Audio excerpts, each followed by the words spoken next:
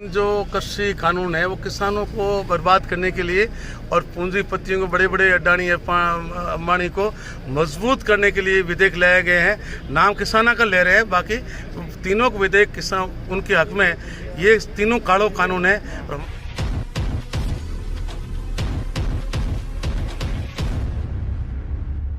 मारवाड़ की धरती से शेखावाटी के अंदर पधारे हैं। पिछले 3 दिन से इनका यहाँ झुंझुनू जिले के अंदर दौरा रहा। ये जो किसानों के साथ जो काला कानून लाया गया है, इसके खिलाफ हमारे राजस्थान के लोकप्रिय मुख्यमंत्री अशोक जी गहलोत साहब ने हमारे मंत्रिमंडल के सभी साथियों को राजस्थान में अलग अलग जिलों की जिम्मेदारियां दी है कि इस काले कानून के बारे में जो हमारे किसानों को, हमारे नौजवानों को इस काले कानून के बारे में अवगत कराएं। तो मंत्री जी का कार्यक्रम पहले सूरजगढ़ विधानसभा में, चिड़ावा में, नवलगढ़ में, और आज इनका कार्यक्रम हमारे यहाँ उदयपुर वाटी में है। तो पहले इन्होंने गिरावड़ी के ऊपर सुबह सबसे पहले मंत्री महोदय ने वहाँ किसानों को संबोधित किया, इस काले कानून के बारे में बताया। इसके बाद में मंत्री महोदय ने हमारे इंद्रपुरा नर्सरी का निरीक्षण किया, हमारे उदयपुर वाटी CSC का निरीक्षण किया, और अब इनका ये कार्यक्रम जो आज है, ये आपके यहाँ तो कोरोना काल की वजह से हम ज़्यादा भीड़ न हो, इसका भी हमने ध्यान रखा है, इसलिए कार्यक्रम 2 जगह करवा दिए, बाकी सभी जगह एक जगह कार्यक्रम थे। तो मंत्री महोदय बहुत ही जुझारू व्यक्तित्व के धनी हैं और हमारे किसान नेता किसानों की पृष्ठभूमि से ही आए हैं। तो मेरा इनसे इस काला कानून जो हमारे किसान पिछले 1 महीने से ज़्यादा दिल्ली की सड़कों के ऊपर, बॉर्डर पर इस माइनस टेम्परेचर, 0 टेम्परेचर के अंदर हमारे किसान भाई जो 1 महीने से सड़कों के ऊपर बैठे हुए हैं, और इस नरेंद्र मोदी की सरकार जिसने जो हठ धर्मिता करके और इस कानून को जबरदस्ती लागू करने पर तुली हुई है। किसान कह रहे हैं मुझे हमें ये कानून नहीं चाहिए, और ये हमारे औद्योगिक राजघरानों के, उद्योगपतियों के पक्ष के अंदर ये कानून बनाया है। तो इसकी सारी बारीकियां, इस कानून के सारे बैड इफेक्ट मंत्री महोदय आपको गहराई से बताएंगे। आप सब लोगों की जिम्मेदारी बनती है, सारे मेरे यहाँ जनप्रतिनिधि, हमारे चेयरमैन साहब रूडमल जी बैठे हैं, नांगलकोट के सरपंच आजकरण गुजर यहाँ हैं, हमारे जोधपुरा के सरपंच रोहतास जी सैनी आए हैं, बाकी सारे जनप्रतिनिधि हमारे प्रधान, पूर्व प्रधान हमारे किशोर सिंह जी यहाँ सावश्री विराजमान हैं, और सारे आप लोग ये सारी बारीकियां इस काले कानून के बारे में मंत्री महोदय आपको बताएंगे। ये बातें आप जाके और हमारे सारे के सारे किसान भाइयों को इसके बारे में बताओ कि शुरू में ये लालच दे रहे हैं, और इस लालच के अंदर किस तरीके से हमारे किसानों को गुलाम बनाने का, देश को गुलाम बनाने की एक सोची समझी साजिश के तहत ये काम किया जा रहा है। ये कोई साधारण बात नहीं है। एक राजस्थान सरकार के मंत्री इस तरीके से पहली बार मंत्री महोदय, पूरे राजस्थान सरकार की पूरी सरकार इसकी बारीकियां हमारे किसानों को बता रहे हैं, और हमारा ये संकल्प है कि हम इस काले कानून को राजस्थान की धरती के ऊपर चाहे किसी भी सूरत में हम लागू नहीं होने देंगे। और ये इसके अंदर आपको हमारे मंत्री महोदय सारी बातें डिटेल से बताएंगे। और मैं आपको विशेषकर, हम होटलों में साथ रहे, सूर्यगढ़ में जैसलमेर और होटल मेरिट में जयपुर, तो इन्होंने हेल्थ के बारे में, स्वास्थ्य के बारे में मंत्री महोदय का देसी नुक्या साधारण छोटी छोटी चीजों से यदि हम शरीर में हमारे अपना लें तो हम कभी बीमार नहीं हो सकते। तो मेरा मंत्री महोदय से निवेदन है कि आप किसान काले कानून के साथ साथ बीच में उन चीजों से भी हमारे क्षेत्र को लोगों को लाभान्वित करें और हमारे अब आपको हमारे मंत्री महोदय संबोधित करेंगे। माने सही माने ये शुरू से कहने के आदि रहे हैं, तो इसका बहुत सारा फायदा। अधिकारी डरते हैं कि कुछ डांट टपट देंगे, काम सही करो, कार्यकर्ता समझते हैं भाई गलती करूंगा। तो मतलब एक मजबूती के सही बात कहने के, लोकतंत्र में बात को रोकना नहीं, बात को आगे बढ़ाना। तो मैं इसकी बात की उनकी तारीफ करता हूँ, उनकी तारीफ करता हूँ। और ऐसे मजबूत आदमी राजनीति में लंबे चलते हैं, अनुभव के चलते हैं। मैं सवेरे इनके घर गया था तो मैंने सोचा अकेले होंगे तो वहाँ आपकी तरह मेला लगा, तो मैंने कहा मीटिंग यहाँ रख दी। क्या मीटिंग यहाँ नहीं है, ये तो मिलने आए हैं समस्या समाधान के लिए। तो मेरे को कहा कि मीटिंग क्या, यही समझा दो इनको। फिर मैंने इनको वहाँ समझाया, नीचे बैठा तो उन्होंने कहा कि जो होटल में नुस्खे बताए नुस्खे बता दो। तो मेरा आपसे निवेदन है, मैं सभी बातें करीब 100 बजे मैं 15-20 मिनट में अपनी बात रखूँगा। ये 3 कानून बनाए हैं दिल्ली सरकार ने, तो कानून बड़े लंबे हैं। जो उनकी कानून जो बने हैं, अध्यादेश लाए हैं, वो पढ़ना बड़ा किसान आम आदमी के समझ में नहीं है। पहला कानून है कृषक उपज व्यापार और वाणिज्य संवर्धन सरलीकरण अधिनियम। अब आप पढ़े लिखे आप लोग सब बैठे हो, संवर्धन मतलब किसी को मजबूत करना, सरलीकरण करना।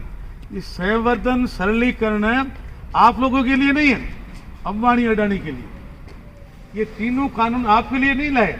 वो तीनों कानून, एक टेलर था मोदी जैसा, पाजामा सिलाने के लिए वो गांव का आदमी गया, मेरे पाजामा सिल दो, तो पाजामा सिल नहीं पाया और उसने कच्छा बना दिया। तो गांव का आदमी लेने के लिए गया, ऐसा मेरा पाजामा दो। अरे पाजामा से क्या करना, कच्छे के ये फायदा, कच्छे के ये फायदा। अरे फायदा कौन पूछा, मेरा पाजामा बताओ। तो अपन तो कह रहे हैं NSP पे खरीदारी करो, वो कह रहे हैं खरीदारी से क्या करना। ये 3 कानून आपके बना दिए। अरे 3 कानून क्यों बनाए हमने, हम तो इनको चाहते हैं कानून। मेरा आपसे निवेदन है, पहला जो कानून है वो कानून है मंडी को तोड़ना। आप टीवी में यूट्यूब में सुना होगा, बिहार के अंदर 2006 में नीतीश कुमार ने मंडियों को खत्म कर दिया। और मंडियों को जब खत्म किया, आज किसानों की हालत ये है कि वहाँ का गेहूँ 8-9 रुपये किलो खरीद रहे हैं। गेहूँ खरीदारी नहीं है। जहाँ मंडी है, कम से कम बाजार के अंदर, मंडी के अंदर बोली लगती है, खरीदता है, मंडी में आड़तिया बैठता है, व्यापारी बैठता है, मुनि बैठता है, तो उनके रोजगार भी मिलते हैं और पीढ़ियों के संबंध होते हैं। अपने पास मान लो गेहूँ नहीं है तो वहाँ उधारी ले आए, पैसे उधार ले आए, वापस दे दिए, अनाज पैसे जमा कर दिए। परंतु आने वाले दिनों में क्या होगा कि ये मंडी टूट जाएगी। ये मंडी तोड़ने का कानून है। और कैसे टूटेगी कि आपके बीच में जियो की सिम आई थी, और जियो की सिम आई थी तब सभी नौजवान कह रहे थे कितना बढ़िया अंबानी है। मोदी ने उस जियो सिम का प्रचार किया, जियो सिम फ्री बांटेंगे, जियो सिम फ्री बांटेंगे, फ्री बांटी। परंतु जैसे ही लोगों की आदत बन गई कि ये तो मामला जोरदार का है, जैसी आदत में शुमार हुई उससे मतलब उसका रेट लगा दी। उस वक्त नई सिम आई थी आइडिया, उसमें व्हाट्सएप, वोडाफोन, एयरटेल की, उसकी महीने की जो आती थी मतलब पैकेज आता था वो 200, 250, 300 रुपये का था। परंतु आज वो लोग कमजोर पड़ गए और BSNL कमजोर पड़ गया। BSNL को मोदी ने कभी 27,000 कर्मचारी को रिटायर करके घर भेज दिया, क्योंकि जियो को पनपाना है। साथ ही अब जियो की रेट 600 रुपये हो गई। मेरा आप सभी से निवेदन है कि आज ये जो कानून लागू है और कल आपका मंडी चालू है, और इसमें क्या किया कि ये उदयपुर वाटी है, उदयपुर वाटी की मंडी है। आज मंडी में किसान धान तोल सकता है, व्यापारी तोल सकता है, परंतु मंडी के अलावा पूरे उदयपुर वाटी मंडी बन गई। उदयपुर वाटी कहीं भी पैन कार्ड के आधार पर वो व्यापारी अडानी का वो व्यापारी या अनाज तोल सकता है। और जब मंडी नहीं हुई तो टूटेगी कैसे, मंडी कैसे टूटेगी कि मान लो आज जब ये कानून लागू है, मैं मंडी में जाऊंगा तो भाई MSP तो बंद होगी, तो खरीदारी पूरी होगी, क्या भाव है, या भाव तो 1200-1300 रुपये देंगे। तो व्यापारी क्या कहेगा, मैं तेरे को मतलब 1500 रुपये दूंगा, बाहर वाला व्यापारी कहेगा। किसान सोचेगा ये तो एमएसपी खरीदारी हो ही नहीं, और मान लो एमएसपी भी हो रही है तो 19 रुपए एमएसपी गेहूं की खरीद है, तो किसान व्यापारी कहेगा मैं 21 रुपए दूंगा, अडानी का व्यापारी बोले 21 रुपए दूंगा, तो किसान सोचेगा 2 रुपए ज्यादा दे रहा है, 8 आना मंडी खर्च नहीं लेगा, तो मैं क्यों नहीं इस अडानी के व्यापारी गेहूं दे दूं। इस तरह से साल 2 साल में 3 साल में मंडी पूरी टूट जाएगी। मंडी जो अपनी सत्य है जिसके नीचे अपन जाकर बैठते हैं, अपने धान तोलते हैं, 3 साल के अंदर जिस तरह से जियो को स्थापित किया, इसी तरह से 3 साल के अंदर वो कंपनी व्यापारी स्थापित हो जाएंगे, मंडी फेल हो जाएगी।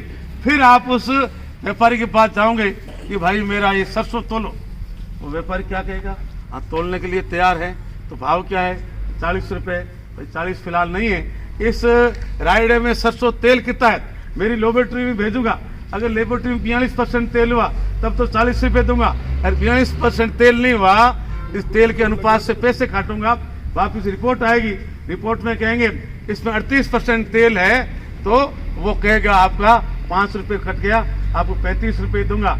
मान लो आपका गेहूं है, गेहूं कहेगा ये तो पतले गेहूं है। मान लो आपने आलू की खेती की है, तो व्यापारी कहेगा मैंने तो कहा था कम से कम एक आलू 150 ग्राम का होना चाहिए, ये छोटा आलू है, छोटा आलू तो मैं नहीं लेता, बड़ा आलू आपने क्यों नहीं तैयार किया।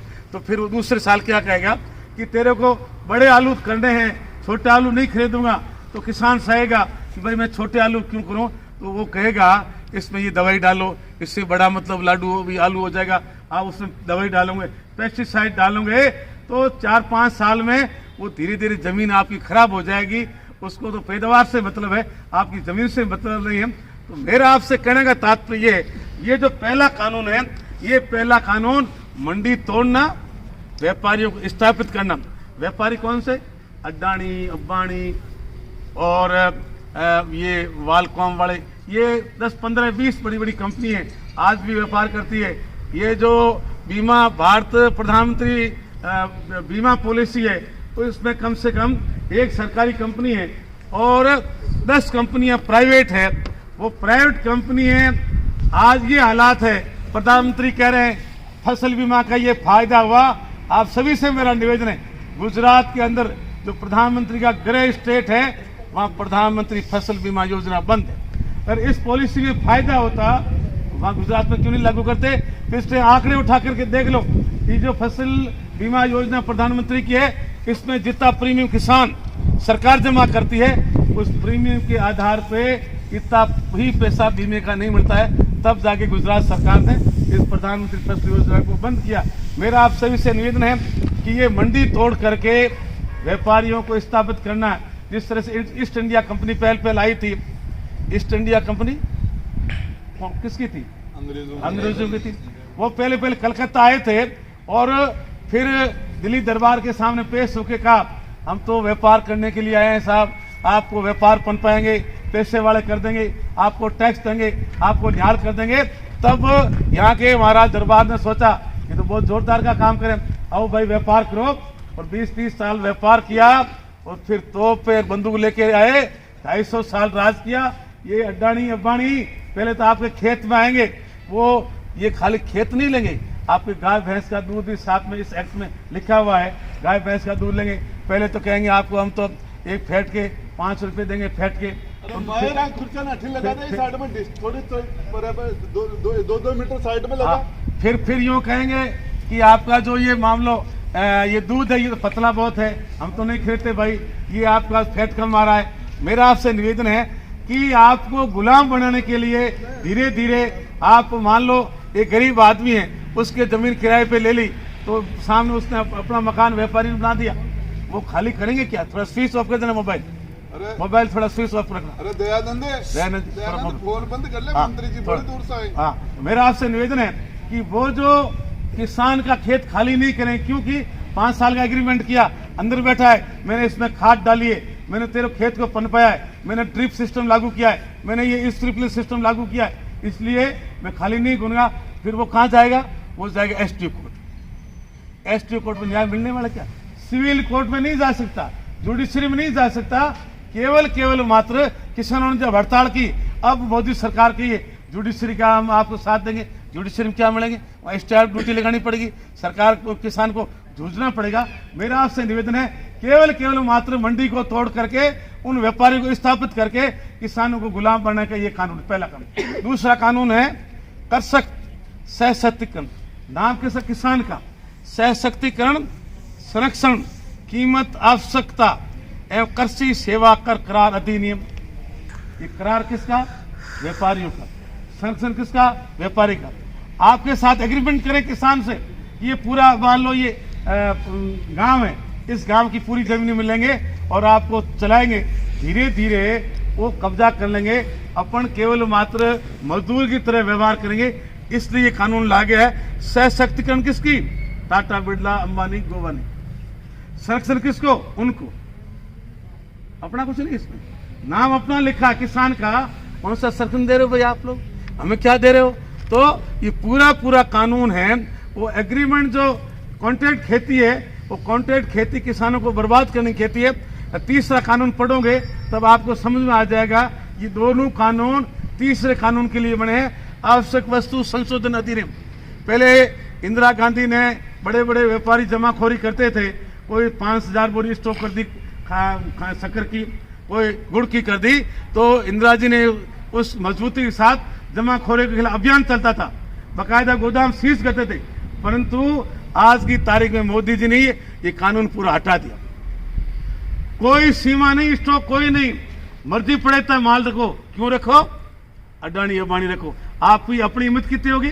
10 बोरी, 7 बोरी, 8 बोरी, अभी कोई मनाही नहीं है। परंतु ये कानून हटा दिया कि कितनी भी स्टॉक रख सकते हैं।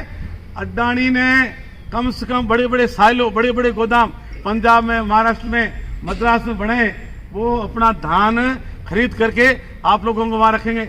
इस एक्ट में और क्या है कि 50% से ज्यादा महंगाई बढ़ेगी तब जाके स्टॉक सीमा लागू करेंगे। उदाहरण के लिए मान लो गेहूं आपसे 20 रुपए खरीदा, पूरा मार्केट से 1 महीने के अंदर गेहूं खरीद करके गोदाम में डाल देंगे और डालने के बाद में गेहूं की तंगी आनी शुरू होगी, गेहूं मिल नहीं रहा बाजार में। जब अडानी एक पूरे हिंदुस्तान का गेहूं खरीदेगा, अंबानी चावल खरीदेगा, दूसरा जो अंबानी है वो मतलब सरसों खरीदेगा, तीसरा व्यापारी आलू खरीदेगा, चौथा गोभी खरीदेगा, तो सब 20-25 बड़े व्यापारी है वो अपनी अपनी एक एक चीज की मोनोपोली करेंगे। जैसे ही मार्केट में गेहूं कम हुआ, वो क्या कहेंगे कि गेहूं तो 28 रुपए किलो। क्यों? कि 30 रुपए हो तब तक तो स्टॉक सीमा लागू नहीं होगी। गेहूं 29 रुपए है, 29.5 रुपए है, तब तो 30 रुपए हो, 30 करेंगे नहीं, 30 करे तब तो स्टॉक सीमा लागू हो जाए, तब तो गोदाम सीज होता है। 29-29.5 रुपए में वही गेहूं किसान से 2000 में ले गए, वही गेहूं उसमें खरीदने पड़ेंगे। अगर मान लो एमएसपी से खरीदारी नहीं हुई, गेहूं मान लो 1200 में खरीदा, वो क्या कहेगा? मैंने तो 2000 में खरीदा। अपने पास का हिसाब है, 2000 से खरीदा है, मैं तो 2000 के हिसाब से 3000 में बेचूंगा, 29 कम बेचूंगा नहीं। तो ये गेहूं स्टॉक करके आज एक चांदी का बड़ा व्यापारी, एक सोने का बड़ा व्यापारी है, एक चांदी के व्यापारी पूरे हिंदुस्तान में जब चाहे चांदी का भाव ऊंचे नीचे कर सकते। इसी तरह से आने वाले 2, 4, 5 सालों के अंदर वो चाहेगा अडानी गेहूं के भाव हो, अंबानी चाहेगा चावल के भाव हो, उनके भाव चलेंगे। आज जो व्यापारी बैठे हैं इसीलिए अपने भाव नहीं बढ़े, ये पूरी इस तरफ ये पूरी मोदी जी ले जाना चाहते हैं। ये 3 जो कानून है, ये तीनों के तीनों किसानों के लिए मौत है। तब जो जागरूक किसान है वो दिल्ली के चारों तरफ 10 लाख की आबादी पे पूरे मतलब जाम लगा के बैठे हैं, ठंड के अंदर, हवा के अंदर, -पॉइंट के अंदर टोली में सो रहे हैं, किसान टोली के नीचे सो रहा। और गोदी मीडिया क्या बता रहा है? किसान तो पिज्जा खा रहा है, किसान बड़ी गाड़ियों पे आ रहे हैं। किसान बड़ी गाड़ी में क्यों नहीं बैठे भाई? हम कौन से गरीब है, क्यों नहीं बैठे किसान पिज्जा क्यों नहीं खाए? पिज्जा गाँव का बनता है, गाँव उत्पादन हम करते हैं। पिज्जा खाओ, बर्गर खाओ, हमारी मर्जी है। आप कौन से पैसे वाले खा सकते, हम क्यों नहीं खा सकते? किसान तो मतलब वॉशिंग मशीन चला रहा है।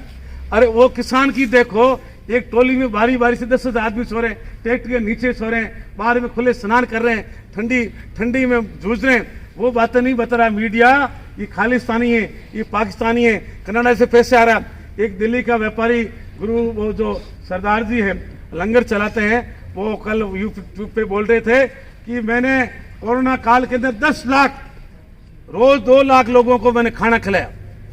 और तब तो बीजेपी के लोगों ने कहा कि धन्यवाद आपको, अब मैं किसानों को लंगर खिला रहा हूँ। तो मेरे से हिसाब पूछ रहे ईडी वाले, ये पैसा कहाँ से आ रहा है, देख कितनी इनकी दोगुली नीति है। जब मैं कोरोना में सेवा कर रहा था तब तो कह रहे धन्यवाद, अब मैं गरीब किसानों की सेवा कर रहा हूँ, मेरे से हिसाब पूछ रहे हैं। मेरा आपसे निवेदन है, ये दोगुली सरकार है, अंदर कुछ कहती है बाहर कुछ कहती है। कांग्रेस पार्टी की रीति नीति एक है, जो अंदर बात करेंगे वो बाहर बात करेंगे। मेरा आप सभी से निवेदन है, जो फासिस्ट ताकतें हैं, ये जो सांप्रदायिक ताकतें हैं, इनकी कतनी करनी में फर्क है। हिटलर हुआ, मुसलिन हुआ, इदी अमीन हुआ, अय्या खां हुआ, सद्दाम हसन हुआ, तमाम जो तानाशाह लोग दुनिया में हुए वो पहले कौन थे? गरीब परिवार के लोग थे, किसान थे, मजदूर थे। जब सत्ता में आने से पहले किसानों की बात की, गरीब की बात की, रोजगार देने की बात की, और जैसे भी सत्ता में आए किसान को भूल गए, गरीब को भूल गए। मोदी ने सत्ता में आने से पहले 2008 में क्या कहा? 15 लाख खाते में डालूंगा, 2 करोड़ नौकरी दूंगा। मैं मेरे सांचौर के अंदर मैं एमपी के चुनाव में पहले बाद में घूमने गया तो एक किसान खाट के ऊपर साथी पे रेडियो लिया हुआ, टांग पे टांग चढ़ा सो रहा था। मैंने कहा सो क्यों रहा हो, क्या बात है? 15 लाख आने वाले हैं, इसलिए सो रहा हूँ आराम से, मोदी जी खाते में डालेंगे। मेरे को बिल्कुल झूठी बात है, मेहनत कर भूखे मरोगे। मेरा आप सभी से निवेदन है, सत्ता में आने से पहले कितनी बात कही थी, ये आधार कार्ड गलत है, ये भामाशाह गलत है, ये जीएसटी गलत है, तमाम मोदी के वीडियो चल रहे हैं। अब जीएसटी सही होगी, आधार कार्ड सही हो गया, भामाशाह सही हो गया, तमाम चीजें सही होगी। पहले कहा था कि जो बाहर से जो आ रही है ये बाहर की भागीदारी नहीं देनी, उस बाहर के लोगों को भागीदारी मतलब मिलिट्री में 100% दे दी। मेरा आप सभी से निवेदन है कि कांग्रेस सरकार ने जब आज़ादी मिली थी तब पूरी, आप नेहरू जी की सोच देखो, गांधी जी की सोच देखो, सरदार पटेल की सोच देखो कि उन लोगों ने स्वतंत्र संस्थाएं खड़ी की। सुप्रीम कोर्ट स्वतंत्र, सुप्रीम कोर्ट में जज कौन लगेगा? जज ही नियुक्त करेगा। बदली कौन करेगा? जज ही करेगा। कोई राजनेताओं की बदली की गारंटी नहीं, सब वो करें। ईडी, चुनाव आयोग, एजी, तमाम जो संस्थाएं, सीबीआई, तमाम की तमाम संस्थाएं, लोकायुक्त, तमाम की तमाम संस्थाएं, कितने उनका सोच बड़ी थी कि स्वतंत्र खड़ी की। वो तमाम संस्थाएं आज मोदी जी के आगे घुटनों टेकी हुई है, कोई नहीं बोल रहा है। आज सुप्रीम कोर्ट का जज था जो हो गई, उसको उस रेफेल का फैसला करना था, उसके खिलाफ मुकदमा कराया लड़की से, फिर इसको राज्यसभा में मेंबर बनाया। आज हो गई सुप्रीम कोर्ट का चीफ जस्टिस बीजेपी की तरफ से राज्यसभा में मेंबर है, उसको कहा जा रहा है तेरे को असम में मुख्यमंत्री प्रोजेक्ट करेंगे। जिस जज को पहले से मुगालता दे दे, पैसे पहले से मतलब लालच दे दे, वो कोई फैसला अपने पक्ष में करेगा? ये पूरी संस्था की हालत बनी हुई, जिस चाहे उसके रेड करा दे, जिस चाहे उसको पकड़ा दे, पूरे लोग डरे हुए। ये जो मीडिया के लोग मेरे सामने खड़े हैं, ये सही रिपोर्टिंग करते हैं, रिपोर्टिंग सही करते हैं, परंतु ऊपर कुछ ऊपरी चोटी किसके हाथ में?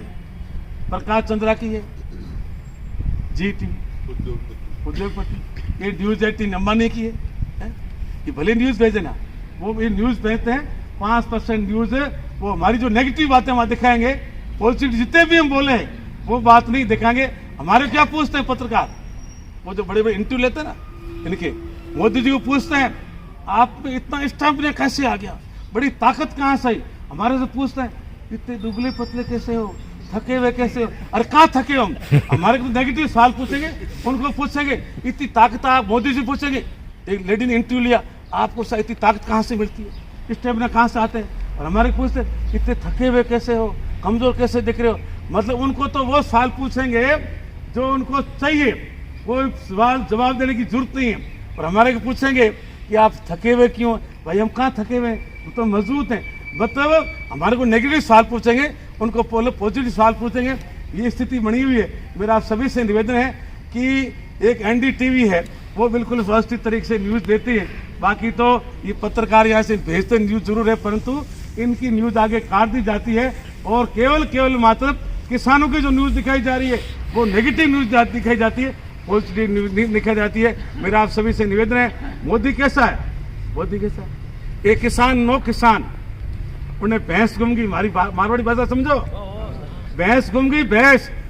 तो बुढ़ा आदमी था और भैंस ढूंढने के लिए गया, पोता साथ में था, पोता। तो 9-10 दिन भैंस ढूंढी, भैंस मिली नहीं। तब फिर एक दिन रामदेव जी के मंदिर में सोया हुआ था। उसने सोते सोते पोते से कहा, पोता एक भैंस का स्तन है ना, रामदेव बाबा को चढ़ा देंगे, कल भैंस मिल जाएगी। एक बोबा को पूरा एक बोबा चढ़ा देंगे। भैंस मिली नहीं। दूसरे दिन जोगमाया को चढ़ा दिया, भैंस नहीं मिली। तीसरे दिन अंबा माता को चढ़ा दिया, भैंस नहीं मिली।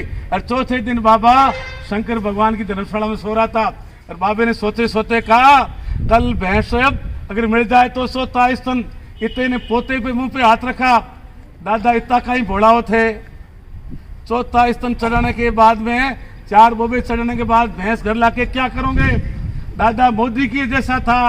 दादा ने कहा, बेटा पोता तू तो भोला है, मैंने दुनिया देखी, दुनिया को बनाया है, तुम इतना भोला मत मान। समझ, भैंस का ना, भैंस का सिंगड़ा हाथ माने, उस सिंह भैंस का सिंह चिल्लने दो, चढ़ाने पाती का ये। आपको कहा 15 लाख देंगे, आपको कहा मतलब 2 करोड़ नौकरी देंगे, राज की कुर्सी पकड़ ली, देने पाती क्या। मेरा आप सभी से निवेदन है कि ये इनकी खतनी करने फर्क है। केवल मात्र बहकावे की बातें करते हैं, धर्म की बातें करते हैं, लड़ाने की बात करते हैं। मैं आपसे कहना चाहता हूं, ये सभी लोग बैठे हो, पढ़े लिखे लोग बैठे हो, अफगानिस्तान को जानते हो? अफगानिस्तान किनका मुस्लिम देश है, 4 कौमें रहती वहां, पठान, मिर्जा, शेख और सईद, चारों आपस में लड़ते हैं। ये कह रहा हम हिंदू राष्ट्र बनाएंगे, चारों कौमें लड़ती हैं आपस में। पाकिस्तान में इराक, ईरान, शिया सुन्नी लड़ते हैं आपस में। अगर धर्म पे देश टिकता हो वहां तो लड़ेगा। एक नेपाल हिंदू राष्ट्र था, वो उन्होंने खत्म कर दिया, कम्युनिस्ट गवर्नमेंट बन गई। अगर एक जाति का स्टेट बनेंगे, आपस में गोत्र लड़ेगी, गोत्र लड़ेगी, क्योंकि राजनीति लड़ाती है, धर्म नहीं लड़ाता है। मेरा आप सभी से निवेदन है, केवल सत्ता कैसे हत्याई जाए, केवल मात्र सत्ता का प्रयास है, लोगों को भोले कैसे बनाया जाए। मेरा आप सभी से निवेदन है, कांग्रेस पार्टी अपनी आगे बढ़ाने वाली पार्टी है। इसने आजादी दी, खेतों के पट्टे दिए, बोलने का हक दिया, 60 पब्लिक सेक्टर खड़े किए, ये भागड़ बांध बनाया, बोकारो इस्पात कारखाना बनाया, नवरत्न बड़ी बड़ी कंपनियां बनाई। सो मोदी आज बेच रहे हैं, सभी हवाई जहाज बेच रहे हैं, रेलवे बेच रही, सभी बेचने की तैयारी है। 20 दिन के 28 कमीशन निकाल दी, ये तमाम बेचने की तैयारी में लगे हुए। मेरा आप सभी से निवेदन है, कांग्रेस पार्टी अपन को आगे बढ़ाएगी। कांग्रेस पार्टी कथनी करनी फर्क नहीं है, इससे ये ठीक है। 8 के अंदर नारे लगाते थे, हम कहीं जाते ना MP के चुनाव में, तो लोग हमें दिखा कहते मोदी मोदी मोदी। मैं को मत बोलो मोदी मोदी, न्याय नहीं करेगा। अब जाके पूछो उस मंडी वाले को, मोदी के नारे बोलोगे? पूछो मंडी वाले को जाकर पार्टी में, नारे अब नहीं बोलेंगे। नारे क्यों? पता चल गया झूठा था। मेरा आप सभी से निवेदन है कि एक किसान का नाम था लेटूरा, तो उसकी घरवाली पानी भरजे जाती ना कुएं पे, पुरानी कहावत है, तो सभी कहती लेटूरी वाली आ गई। तो घर जाके कहती ऐसा क्या नाम रखा है, बढ़िया जोरदार का नाम रखो। वो आदमी बाजार में गांव में घूमने गया, तो सामने एक बूढ़ी आ रही थी, पूछा भाई कौन खत्म हुआ आज? अमरा खत्म हुआ। क्या नाम है?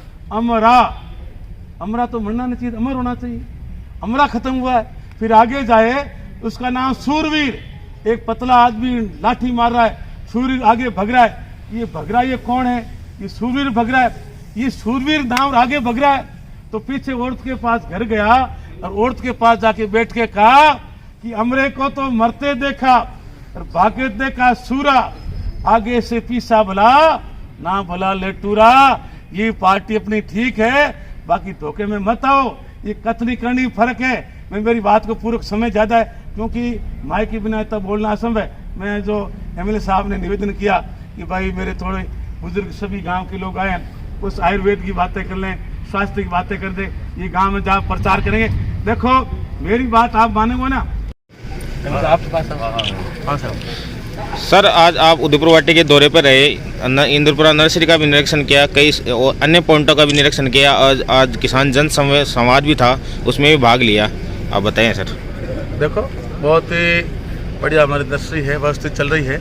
और ये जो इसके नगर के पास में जो लैंड आई 10 हेक्टर की है, उसमें माननीय एमएलए साहब के सहयोग से बहुत बढ़िया मतलब एक लोगों को घूमने का एक मतलब पार्क तैयार करेंगे। सवेरे लोग घूमने के लिए जाएंगे, हट बनाएंगे और सुविधाएं वहाँ बढ़ाएंगे।